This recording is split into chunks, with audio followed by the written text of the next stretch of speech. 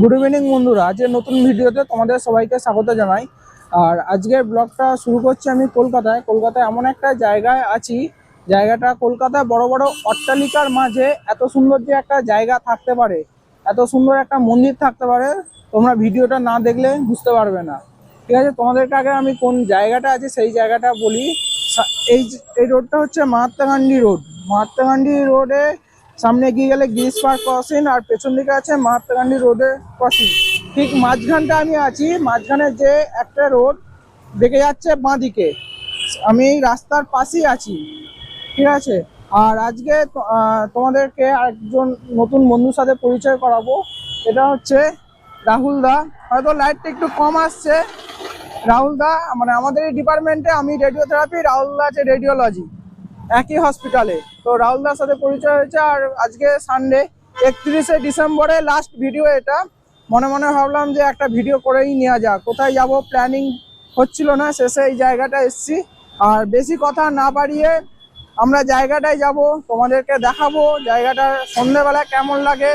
হয়তো ইউটিউবে অনেক ভিডিও দেখেছো তোমরা যে দিনের বেলা জায়গাটা খুব ভালো লাগে, কিন্তু রাতের বেলা কেমন লাগে সেটা আমি তোমাদেরকে দেখাবো। চলো ভিডিওটা স্টার্ট করি।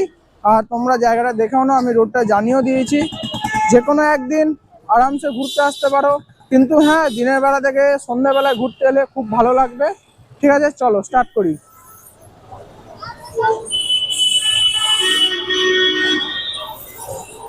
সামনে গিরিশ পার্কের ক্রসিং এর ঠিক আগেটা একটা রোড মেকে যাচ্ছে ডান দিকে, তো বাঁ দিকে মেকে যাচ্ছে। এই রোড ধরে জাস্ট 3 থেকে 4 মিনিট আমি হেঁটে যাবো।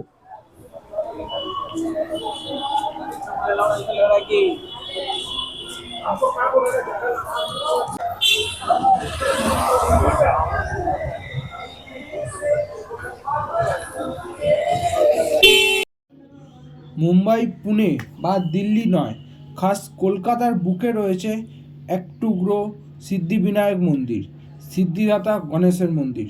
চলো মন্দিরের ভেতরে ঢুকবো আর এই মন্দির স্থাপনের ইতিহাস সম্পর্কে তোমাদের জানাবো। তোমরা যদি বাইক নিয়ে আসো তো এখানে বাইক পার্কিংয়ের কোনো অসুবিধা নাই। মন্দিরের ভেতর বাইক পার্কিংয়ের জায়গা আছে, গাড়ি নিয়ে আরামসেই আসতে পারো। এই জায়গাটা হচ্ছে বাইক পার্কিংয়ের জায়গা। আর ওই সাইডে মন্দিরের আজকে ভোগ বিতরণ করা হচ্ছে, তো আমরা একটু পরে ভোগ খাবো। তার আগে মন্দিরের ভেতরে যাবো আর মন্দিরের ভেতরটা তোমাদেরকে দেখাবো। আমি জানতাম না যে আমাদের কলকাতার বুকে এত সুন্দর একটা গণেশের মন্দির আছে। গণেশ পুজোর জন্য মুম্বাই বা গুজরাট ওই সাইডে খুব ভালোভাবে গণেশ পুজো হয়, কিন্তু কলকাতায় যে এত ভালোভাবে পুজো হয় সেটা জানতাম না। তো আজকে পুরো ভিডিওটা তোমাদেরকে দেখাবো।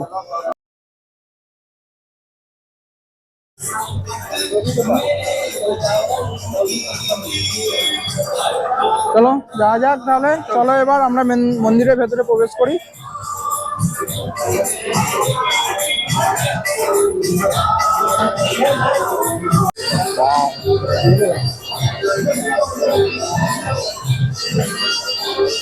তোমরা সামনে যার ফটো দেখছো, ইনি হলেন শ্রী রাধেশ্যাম আগরওয়াল এবং শ্রী রাধেশ্যাম গোয়েঙ্কা। ওনারা ছিলেন দুজনের খুব ভালো বন্ধু। বড়বাজারে প্রায় 200 বছরের পুরানো মল্লিক কোঠি কিনেছিলেন এবং সেইখান থেকে ওনারা দুইজন তাদের শিল্পযাত্রা শুরু করেন। স্বপ্ন সত্যি হওয়ার পথ তৈরি করেন। পরবর্তীকালে তাদের স্বপ্ন সার্থক হয়েছিল। তাই জন্যে কৃতজ্ঞতা স্মারক হিসেবে শ্রী গণেশ বাবাজির চরণে সমর্পিত করেছেন এই এত সুন্দর মল্লিক কোটিটিকে একটি সিদ্ধিবিনায়ক মন্দির হিসেবে। 2015 সালে এই মল্লিক কোটি কিনে নিয়েছিলেন তাদেরই সিদ্ধান্ত পূর্ণাঙ্গ রূপ দেওয়ার জন্য। স্থাপত্য একই রকম রেখে এটিকে পুনর্গঠিত করেন।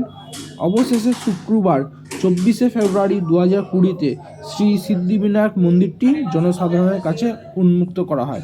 মন্দিরটি খোলা থাকে সকাল 6টা থেকে দুপুর 12টা 30 পর্যন্ত, বিকাল 4:30 থেকে রাত 9টা অবধি।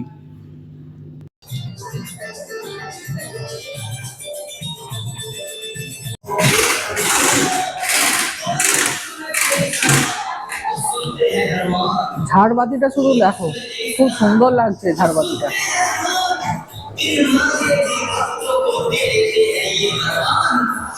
আর এখন ঘড়িতে বাজে, তোমাদেরকে টাইমটাও দেখিয়ে দিই, 5টা 45।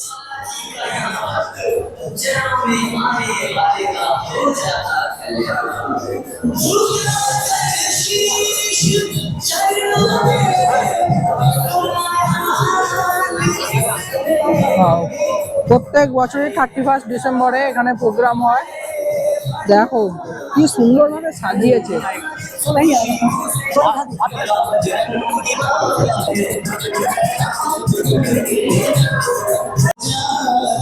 মন্দিরের ভেতর প্রবেশ করতেই বাঁ দিকে আছে শ্রী গণেশজির মন্দির আর ডান দিকে আছে হনুমানজির মন্দির।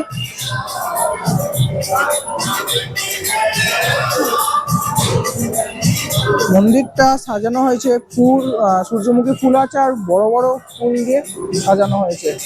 তোমাদেরকে দেখাই, দেখো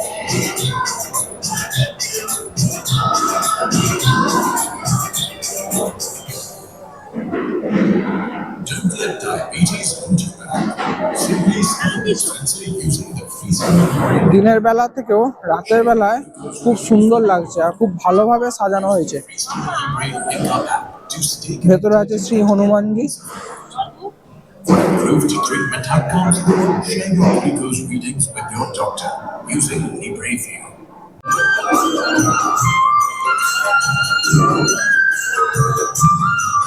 কোনো প্ল্যান ছাড়াই আমি এই মন্দিরে এসেছি, ঠিক আছে, কিন্তু এসে এত সুন্দর লাগছে, এখানকার ভাইবসটা এত সুন্দর তোমাদেরকে বলে বোঝাতে পারবো না। আমি ভেতরে যাব, বাইরে থেকে একবার দেখাই।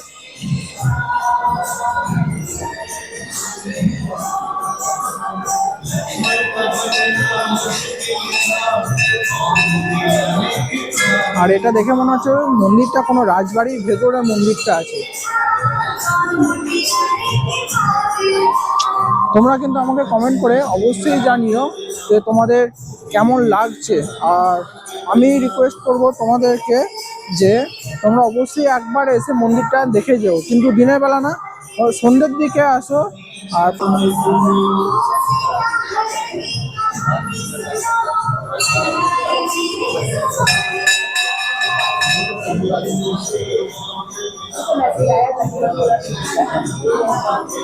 পুরো ফল দিয়ে সাজানো হয়েছে, সূর্যমুখী ফুল, বেদানা, কলা, ফুল, বেদানা, সূর্যমুখী ফুল আর বড় বড় ফুল দিয়ে সাজানো হয়েছে।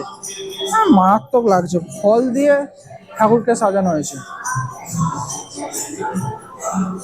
আর গণেশের মাথায় যে মুকুটটা আছে পুরো সোনার মুকুট। আমি তোমাদেরকে পরে জুম করে দেখাচ্ছি, আগে বাইরেরটা দেখাই। এত সুন্দর লাগছে।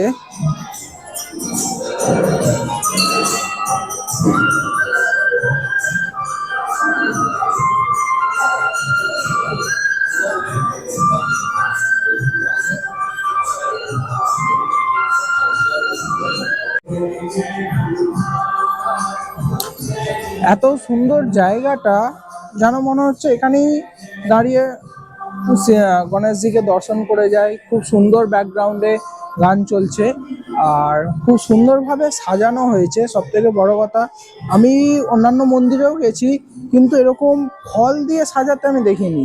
এখানে যেটা হচ্ছে বেদানা, বড় বড় ফুল আর সূর্যমুখী ফুল, এর তাছাড়া আর কোনো ফুল নেই। গোলাপ ফুল আছে সামনে, কিন্তু বেশিরভাগ এটা দিয়েই সাজানো হয়েছে।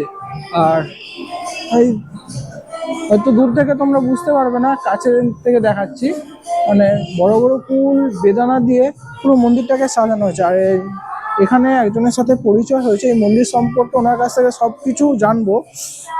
আর তোমরা এসে যদি মন্দির ট্রাস্টে কিছু দান করতে চাও, তাহলে মন্দিরের সামনে আছে কিউআর কোড, এই কিউআর কোড স্ক্যান করে তোমরা এখানে কিছু দিতে পারবে।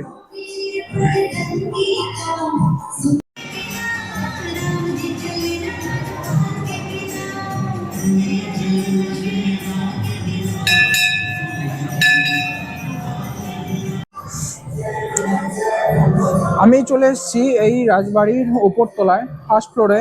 যদিও আমি এসেছি পারমিশন নিয়ে, ওনারা পারমিশন দিয়েছে। আর এখানে চেয়ার সাজানো হয়েছে কারণ একটু পরেই এখানে প্রোগ্রাম শুরু হবে। আর প্রত্যেক বছরই 31 ডিসেম্বর, মানে এই বছর শেষ হচ্ছে 2023 আর 2024 শুরু হচ্ছে 1 জানুয়ারি, সেই হিসেবে এখানে প্রোগ্রাম হবে। আর প্রত্যেক বছর এই প্রোগ্রামটা হয়। যারা উপর থেকে এই প্রোগ্রামটা দেখতে পারে সেখানে এখানে চেয়ার দেওয়া আছে। এই উপর থেকে মন্দিরটা লাগছে দেখো।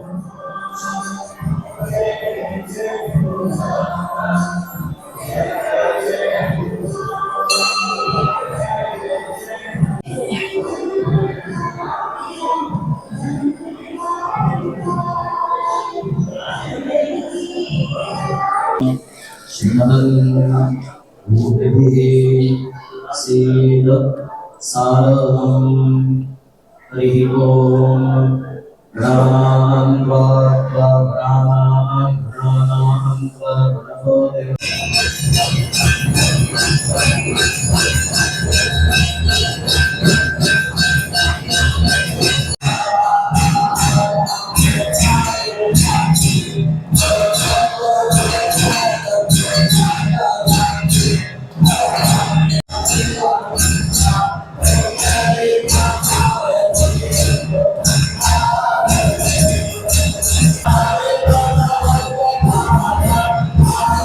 এখন এখানে গণেশের পুজো হচ্ছে, সেই কারণে এত ভিড়। মঙ্গল আরতি হচ্ছে, ভিড়টা দেখো।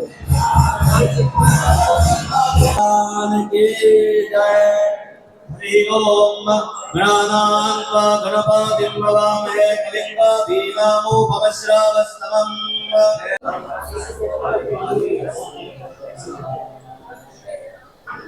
আচ্ছা, এখানে গণেশ পূজার ভোগ দেওয়া হচ্ছে। আর এখান থেকে আমরা ভোগ নেবো, খিচুড়ি আর একটা ফল দেওয়া হচ্ছে।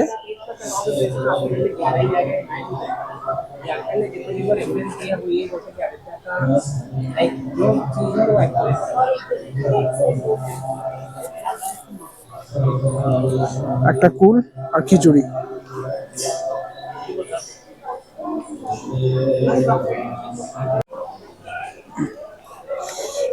তো আমি এখন ভোগ খেয়ে মন্দিরের বাইরে চলে এসেছি, মন্দিরের বাইরের গ্রাউন্ডে আছি। 31 ডিসেম্বর সবাই পার্ক স্ট্রিট যায়, ধর্মতলা যায়, বিভিন্ন পার্কে ঘুরতে যায়। কিন্তু আমার মনে হলো যে না, এই জায়গাগুলো তো যাওয়াই হয়, আজকে একটু অন্য জায়গায় যাওয়া যাক। আর তাই চলে এসেছিলাম গণেশ মন্দিরে। আর গণেশ মন্দিরে এসে সত্যি ভাইবটা অন্যরকম, খুব সুন্দর লাগলো। আর এখন আরতি হলো, দারুণ লাগলো। তোমাদের ভিডিওটা কেমন লেগেছে আমাকে কমেন্ট করে অবশ্যই জানাও। আর যদি চ্যানেলে নতুন এসে থাকো, নতুন ভিউয়ার্স হয়ে থাকো, তাহলে চ্যানেলটিকে অবশ্যই সাবস্ক্রাইব করে দিও। আর নতুন ভিডিও পেতে অবশ্যই চ্যানেলটিকে সাবস্ক্রাইব করে কমেন্ট করে জানাবে তোমাদের কেমন লাগলো। লাইক করে দিও এবং বন্ধুদের মধ্যে শেয়ার করে দিও। এটা অনেকেই জানে না, আমি বলছি এটা অনেকেই জানে না যে কলকাতার মধ্যে এত সুন্দর একটা গণেশ ঠাকুরের মন্দির আছে। তো আজকের মতো টাটা, দেখা হচ্ছে নেক্সট ভিডিওতে। সবাইকে হ্যাপি নিউ ইয়ারের শুভেচ্ছা। চলো টাটা।